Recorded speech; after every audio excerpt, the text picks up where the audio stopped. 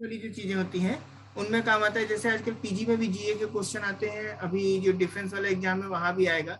तो कुछ ऐसी चीजें होती हैं, जैसे एकोनिटम फेरॉक्स है, तो बसनाप तुमने सुना था।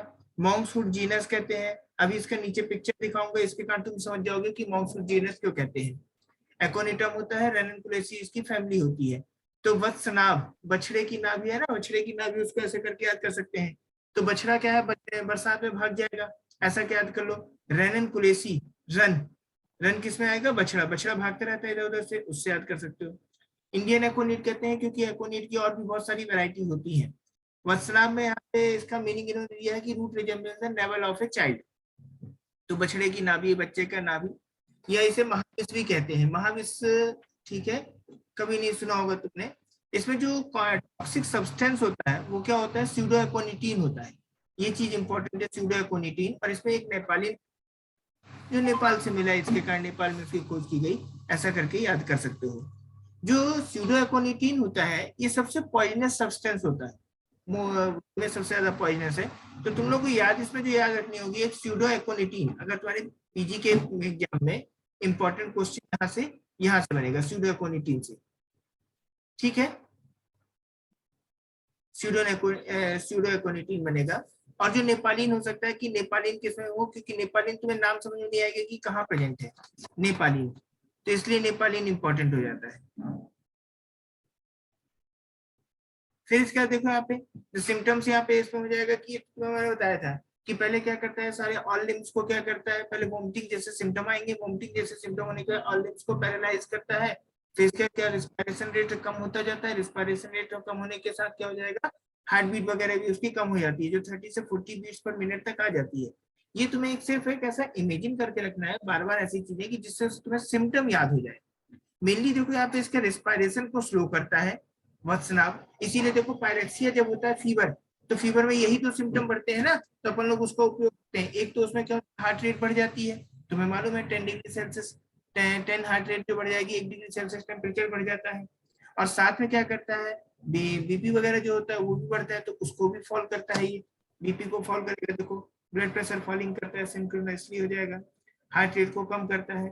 और कार्डियक अरेस्ट के कारण इसमें डेथ होती है, ये इंपॉर्टेंट चीज है। तो ऐसा करके याद रख सकते हो कि सबसे पहले वॉमिटिंग क्रिएट करेगा, देखो यहाँ पे टॉक्सिक डोज है, नंबनेस ऑफ माउथ, क्योंकि मुंह से चलता है। एक बार मैंने तुमसे क्वेश्चन पूछा था कि संजीवनी वटी को यदि चूस लेंगे तो क्या प्रॉब्लम होगी। संजीवनी जैसे ब्लिस्टर बन जाएंगे ना जी में, क्या, ओरल होंगे, ब्लिस्टर बन जाएंगे, जीवा जड़ता, जीवा जड़ता, यही चीज है numbness of the mouth and throat. तो हम लोगों ने इसको कहाँ से नोटिस किया था, हमारे साथ एक सीनियर थे, शंखवटी को चूसा नहीं जाता, जैसे कि चित्रकादिवटी को चूसा जाता है, उन्होंने शंखवटी को चूसने लगे। तो शंखवटी को चूसने से क्या हुआ, उनके जीभ में चुनचुनाहट आने लगी थी, चुनचुनाहट आने लगी, तो देखो numbness of the mouth and throat है, जीवा जड़ता जैसे सिम्टम आएंगे, ज्यादा मात्रा में वही चीज हो जाती तो क्या है, वॉमिटिंग। शंखवटी में भी वत्सनाभ होता है। फिर इसके बाद रिस्पायरेशन स्लो करेगा, रिस्पायरेशन स्लो करने के बाद ब्लड प्रेशर फॉल हो जाएगा, कार्डियक अरेस्ट से डेथ होती है। एनाल्जेसिक के रूप में अपन लोग इसे यूज करते हैं। इसका जो फ्लावरिंग पीरियड होता है अगस्त से अक्टूबर होता है, किसी भी चीज का फ्लावरिंग पीरियड बहुत इंपॉर्टेंट है। जैसे मैं तुम लोगों को जो पिक्चर्स भेजता हूँ ना, ज्यादातर उस सीजन के जो फ्लावर्स होते हैं उस समय का होता है। ये चीज याद रखना, कौन से फ्लावर किस समय है। जैसे आज अमलतास का भेजा ना, अमलतास बहुत इंपॉर्टेंट है, बहुत ज्यादा क्वेश्चन पूछा जाता है उससे।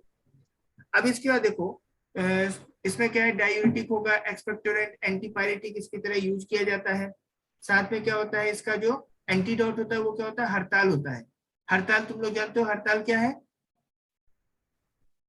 हड़ताल क्या है, AS2 है सर ना, AS2ST, मॉन्क्स हुड जैसा है। देखो इसका ये पिक्चर देखो, फूल देखो, तो अपन ये क्या पढ़े, वत्सनाभ, तो वत्सनाभ के फूल कैसे हैं, ब्लू कलर के हैं। और ये देखो इसका ये मॉन्क्स हुड, ये दिख रहा है, इसी का इसे मॉन्क्सूट कहते हैं, इंडियन एपोनीट कहते हैं। इसकी पत्तियां देखो कैसी है, लंबी लंबी सी है। ये चीज याद करना है। हिप्पस टर्म मैंने तुम्हें बताया था, अल्टरनेट कॉन्ट्रैक्शन एंड डायलेटेशन को हम हिप्पस कहते हैं। एस्थोसिस स्पाज्मोडिक होता है, डायलेटिंग एंड कॉन्ट्रैक्टिंग हो जाएगा, इसे कहते हैं। और ये जो पैथोलॉजिकल कंडीशन जो मिलती है, किसमें मिलती है, स्टिकनिन पॉइजनिंग में मिलता है। और ज्यादा ध्यान देने की जरूरत नहीं है, बस हिप्पस टर्म याद करना है तुम्हें कि हिप्पस और पॉइजनिंग, हिप्पस टर्म किसे मिलता है, वसनाभ में मिलता है। अब कुचला में चलते हैं। तो स्ट्राइकनस नक्स भूमिका होता है, स्ट्रिक्निन ट्री कहते हैं इसे, तुमने मालूम है, और नक्स भूमिका कहते हैं। तो स्ट्राइकनस नक्स भूमिका ना बोल के पूरा नक्स भूमिका। और जो स्ट्राइकनस होता है क्वेकर बटन्स होती है, ये पढ़ सकते हो, थोड़ा नया टर्म है, इसको पढ़ सकते हो। इसकी जो अपन को पत्ती वगैरह इससे इंपॉर्टेंट नहीं है, इसका फ्लावर देखो, क्योंकि जब तुम लोगों को आइडेंटिफिकेशन के लिए कोई प्लांट दिया जाता है ना, तो उसके फूल, फल या स्पेसिफिक रूप में जो उसकी पत्तियां वगैरह होती है उससे रिलेटेड स्ट्रक्चर जरूर दिया जाता है। तो किसी भी पौधे को पहचानना हो तो उसके फूल और फल को जरूर पहचानो। एग्जाम में तुम लोगों को उसी से ज्यादा देंगे, ज्यादा टफ क्वेश्चन नहीं बनाएंगे। तो देखो यहाँ पे जो इसका है ना, राइपेंड है, इज ए माइल्ड शेड और ऑरेंज इन कलर। ये चीज कर सकते हो कि जो स्ट्राइकनस है, कुचला है, इसका ऑरेंज कलर इसका फ्लावर होता है। अभी नीचे कहीं दिखाऊंगा, इसका मैंने पिक्चर लोड कर रखी है। ऑरेंज कलर का फ्लावर होता है, देखो ये पहले पीला सा है, पकने पे लाल कलर का हो जाएगा। और देखो इसके कारण इसे कुचला कहा जाता है। एक तरफ ये कॉन्केव होता है इसका बीज, और दूसरी तरफ देखो कॉन्वेक्स होता है। ये कॉन्केव हो जाएगा और ये कॉन्वेक्स है, दिख रहा है, ये कुचला के लिए आता है, कॉन्केव और कॉन्वेक्स हो जाएगा। देखो ऐसा बड़ा पेड़ होता है ये, और ये इसके फ्लावर्स है, ये इसके फल है। तो जो कुचला है अपन ने इसके बारे में पढ़ लिया है, स्ट्राइकनस भूमिका कहते हैं, क्वेकर बटन हो जाएगा। बाकी चीजें इसमें पेल ग्रीन कलर हो जाएगा, फनल शेप का हो जाता है, ये तो तुम देख ही लोगे। इसका जो फल होता है वो कैसा होता है, ऑरेंज कलर का होता है। इसका जो एप्पल होता है स्मूथ हार्ड सेल हो जाएगा, इसके कठोर हो जाएगा। जेली लाइक पल्प होता है, इतना इसमें काम की चीज नहीं है। Hair radiating from the centre of the outsides हो जाएगा। फ्लैटेंड डिस्क जैसे इसके बीज हैं, जो भी तुम देख चुके हो। स्ट्रिक्निन इसके कंटेंट होता है जो इंपॉर्टेंट है। इसी को एरो पॉइजनिंग कहते हैं। तो मैंने तुम्हें याद कराया था गुस्सा, तो में भी मिलता है, और फिर अलग से याद है इसमें भी मिलता है, कुचला में भी मिलता है। बाद में पढ़े थे ना कि इसमें वाइपर स्नेक है, उसका भी अपन यूज करते हैं एरो में, पॉइजनिंग में, और साथ में कुचला का भी एरो पॉइजनिंग में यूज किया जाता है। इसको शोधन की लोग यहाँ के क्या मेथड करते हैं, first emerge in water for 5 days and then in milk for 2 days followed by their boiling in a milk.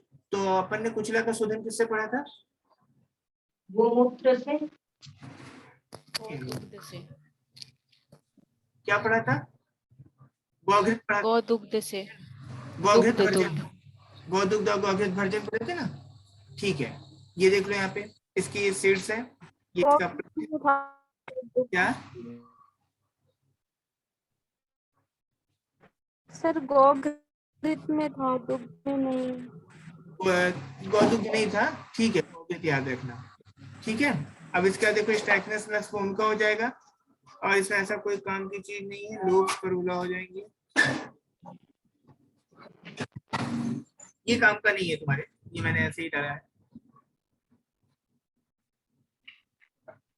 इसका फ्लावरिंग टाइम होता है, जैसे वत्सनाम के ऊपर तुमने फ्लावरिंग टाइम देखा था, यहाँ पे इसका फ्लावरिंग टाइम तो मार्च से मई के बीच में होता है ना। मैच्योर कब होते हैं, दिसंबर में हो जाते हैं। इसके बाद अपन देखते हैं यहाँ पे दो पन्ने देख लिए। अब एक होता है, क्योंकि अपन कल पढ़ रहे थे ना, एक परिभाषा देखा था अपन ने, कौन कि पॉइजन के अगर गलत तरीके से रख रखाव करते हैं तो कौन सी धारा होती है। और तुमने कई बार क्वेश्चन लगाया होगा, तो तुमने पढ़ा होगा schedule E drug, schedule H drug, schedule N drug, schedule G drug, ऐसा करके पढ़ा है ना। जैसे एलोपैथी की मेडिसिन आती हैं, तो जब तुम उनकी मेडिसिन रेपर उठा के देखो तो उसके ऊपर आरएक्स लिखा होता है, और आरएक्स लिखा होता है, उसके नीचे एक वार्निंग लिखी होती है कि बिना प्रिस्क्रिप्शन के इस मेडिसिन को नहीं लिया जाता। वो शेड्यूल एच ड्रग्स में आती है। ए से जेड तक क्या किया गया, शेड्यूल बनाया गया। जैसे कि उसमें किसी में ये फॉर्मेट दिया गया कि अपन को कैसे लाइसेंस देना है, लाइसेंस का फॉर्मेट क्या होगा, मेडिसिन के रख रखाव के क्या नियम होंगे, ये सब शेड्यूल्स में ना तय किया गया। तो उसी में अपन को शेड्यूल ही इसलिए इंपॉर्टेंट है क्योंकि अपन लोग पढ़ते हैं पॉइजन से रिलेटेड चीजें पढ़ते हैं, तो पॉइजन से रिलेटेड चीजों को शेड्यूल ई में रखा गया। तो शेड्यूल ई जो बना था 1982 में बना था, और ये था list of poisonous schedule under Ayurvedic, यूनानी और मेडिसिन सिस्टम में जो आती है, वो सब अपन को किसमें रखी गई, E1 में रखी गई। ये चीज याद रखना, शेड्यूल ई किससे रिलेटेड है, पॉइजन। ये क्वेश्चन भी आ चुका है BHU या जामनगर में। तो एनिमी, पॉइजन अपन किसके लिए यूज करते हैं, अपने शत्रु के लिए ना, एनिमी के लिए। तो ई फॉर एनिमी और पॉइजन याद करना। शेड्यूल एच जो होती है प्रिस्क्राइब्ड मेडिसिन होती है, ठीक है। और उसी में एक आता है शेड्यूल H1 आता है। शेड्यूल H1 जो रिलेटेड होता है नार्कोटिक ड्रग्स जो होते हैं उनसे रिलेटेड होता है। अब देखो अपने शेड्यूल E1 में कौन कौन सी पॉइजनस सब्सटेंस आते हैं, जैसे कि यहाँ वेजिटेबल ओरिजिन है, ये सब तुम लोग पढ़ते हो, आइफेन पढ़े हो, अर्क पढ़े हो, भल्लातक, भांग, धंती, ततूरा, गुंजा, जयपाल, करवीर, लांगली, ठीक है, पारसी, केवानी, स्नूही, वसनाव, विष मुष्टि, स्प्रिंग विष। और एनिमल विष में दो आते हैं, एक सर्प विष आता है और एक सर्प विष अकेला आएगा, दो नहीं है। इसको मार्क करके रखना कि सर्प विष अकेला इसमें है। फिर से मिनरल ओरिजिन में गौरी पाषाण, आर्सेनिक अपन लोग पढ़ते हैं, हड़ताल आर्सेनोसल्फाइड पढ़ते हैं, मनहसिला ये आर्सेनो डाइसल्फाइड हो जाएगा और ये आर्सेनिक ट्राइसल्फाइड हो जाएगा, यहाँ लिखा नहीं है। हड़ताल क्या जाएगा आर्सेनिक ट्राइसल्फाइड, मनहसिला आर्सेनिक डाइसल्फाइड, पारद अपन पढ़ते हैं। फिर इसमें रस कर्पूर जो अपन पढ़ते हैं, तुथ जो है, हिंगुल है, सिंदूर है और गौरी सिंदूर है। ये इतनी चीजें जो है शेड्यूल ई में है। अब तुमको ना ये रटना नहीं है कि शेड्यूल ई में क्या क्या शामिल है, सिर्फ ऐसा पढ़ लेना है कि ये चीजें सम्मिलित है। शेड्यूल एच में आओ, इसमें क्या होती है प्रिस्क्रिप्शन मेडिसिन होती है, वही इसमें आती है शेड्यूल एच में। अब देखो कुछ और भी चीजें होती है जो उसमें बताया गया था कि इनकी लेबलिंग रिक्वायरमेंट होती है। शेड्यूल एच ड्रग्स में ये बताना होगा कि उसमें कब उसका एक्सपायरी डेट है, किस कलर की है, और रेड कलर का बेस होता है। सिर्फ रीड करना है, जानकारी में रखना है, कोई ऐसे क्वेश्चंस यहाँ नहीं आने की संभावना है। शेड्यूल एच किससे संबंधित है, ये क्वेश्चन आ सकता है। फिर इसके बाद देखो यहाँ पे schedule H and comes with the purview of the narcotic drug and psychotropic substance act 1985। ये तुम्हें मैंने कल पढ़ाया था कि narcotic drugs and psychotropic substance act 1985, इसको याद रखना, ठीक है। इनको लेबल्ड करना होता है, इनमें NRX लिखा है, केवल RX लिखा होता है उसका मतलब प्रिस्क्राइब्ड मेडिसिन।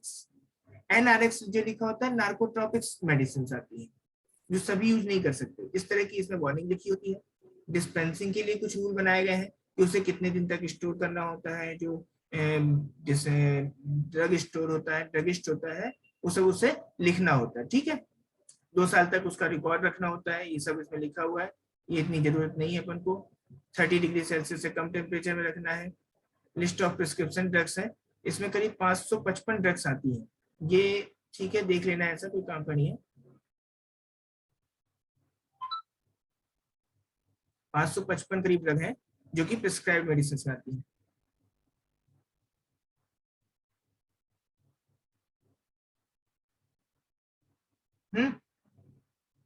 शेड्यूल एक्स है, ये अपन को काम का नहीं है।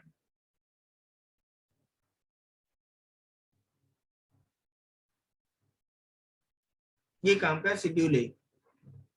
शेड्यूल ए देखो, format of form, various licence, approvals under drug and cosmetic act and